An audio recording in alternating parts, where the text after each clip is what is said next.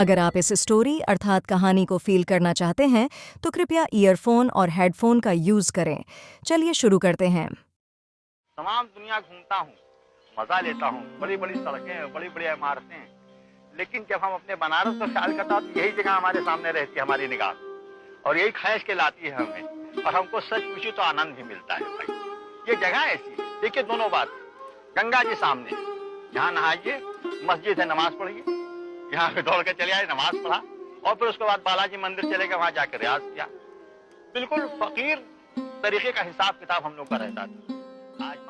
बिस्मिल्लाह खां का जन्म बिहार में डुमराव के एक संगीत प्रेमी परिवार में हुआ। इनके बड़े भाई का नाम शमसुद्दीन था, जो उम्र में उनसे 3 वर्ष बड़े थे। इनके परदादा उस्ताद सलार हुसैन खां डुमराव के निवासी थे। इनके पिता का नाम पैगंबर बख्श खां तथा मां मिट्ठन थी।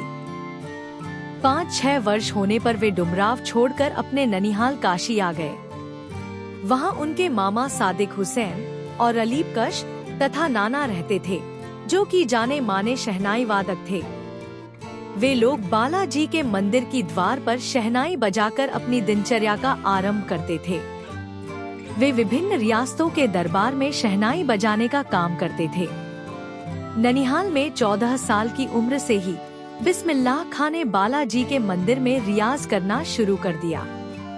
उन्होंने वहां जाने का ऐसा रास्ता चुना जहां उन्हें रसूलन और बतूलन बाई की गीत सुनाई देती, जिससे उन्हें खुशी मिलती। अपने साक्षात्कारों में भी इन्होंने स्वीकार किया कि बचपन में इन लोगों ने इनका संगीत के प्रति प्रेम पैदा करने में भूमिका निभाई। भले ही वैदिक इतिहास में शहनाई का जिक्र ना मिलता हो, परंतु मंगल कार्यों में इसका उपयोग प्रतिष्ठित करता है, अर्थात यह मंगल ध्वनि का संपूरक है। बिस्मिल्लाह खां ने 80 वर्ष के हो जाने के बावजूद हमेशा 5 वक्त वाली नमाज में शहनाई के सच्चे सुर को पाने की प्रार्थना की। मुहर्रम के 10 दिन बिस्मिल्लाह खां अपने पूरे खानदान के साथ ना तो शहनाई बजाते थे और ना ही किसी कार्यक्रम में भाग लेते। 8वीं तारीख को वे शहनाई बजाते और दालमंडी से फातमान की 8 किलोमीटर की दूरी तक भींगी आँखों से नोहा बजाकर निकलते हुए सबकी आँखों को भिंगो देते। फुर्सत के समय वे उस्ताद और अब्बाजान के कामों को याद करते तथा अपनी पसंद की सुलोचना, गीता बाली जैसी अभिनेत्रियों की देखी फिल्मों को याद करते थे।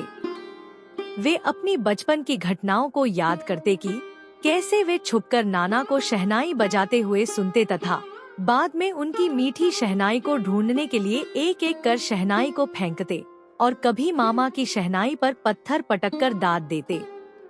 बचपन के समय वे फिल्मों के बड़े शौकीन थे।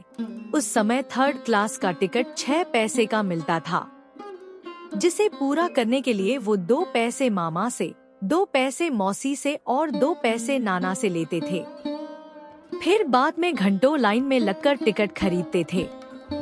बाद में वे अपनी पसंदीदा अभिनेत्री सुलोचना की फिल्मों को देखने के लिए बालाजी मंदिर पर शहनाई बजाकर कमाई करते। वे सुलोचना की कोई फिल्म ना छोड़ते तथा कुसुम की देसी घी वाली दुकान पर कचौड़ी खाना ना भूलते। काशी के संगीत आयोजन में वे अवश्य भाग लेते। यह आयोजन कई वर्षों से संकटमोचन मंदिर में हनुमान जयंती के अवसर पर हो रहा था, जिसमें शास्त्रीय और उपशास्त्रीय गायन वादन की सभा होती है। बिस्मिल्लाह खां जब काशी के बाहर भी रहते तब भी वो विश्वनाथ और बालाजी मंदिर की तरफ मुंह करके बैठते और अपनी शहनाई भी उस तरफ घुमा दिया करते। गंगा, काशी और शहनाई उनका जीवन थे। काशी का स्थान सदा से ही विशिष्ट रहा है। यह संस्कृति की पाठशाला है। बिस्मिल्लाह खां के शहनाई के धुनों की दुनिया दीवानी हो जाती थी।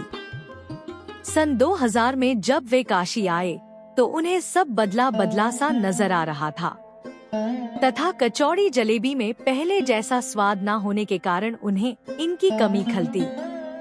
वे नए गायकों और वादकों में घटती आस्था और रियाजों का महत्व के प्रति चिंतित थे। बिस्मिल्लाह खां हमेशा से 2 कौमों की एकता और भाईचारे के साथ रहने की प्रेरणा देते रहे। 90 वर्ष की उम्र में 21 अगस्त 2006 को उन्होंने दुनिया से विदा ली। वे भारत रत्न, अनेकों विश्वविद्यालय की मानद उपाधियां व संगीत नाटक अकादमी पुरस्कार तथा पद्म विभूषण जैसे पुरस्कारों से जाने नहीं जाएंगे, बल्कि अपने अजय संगीत यात्रा के नायक के रूप में पहचाने जाएंगे।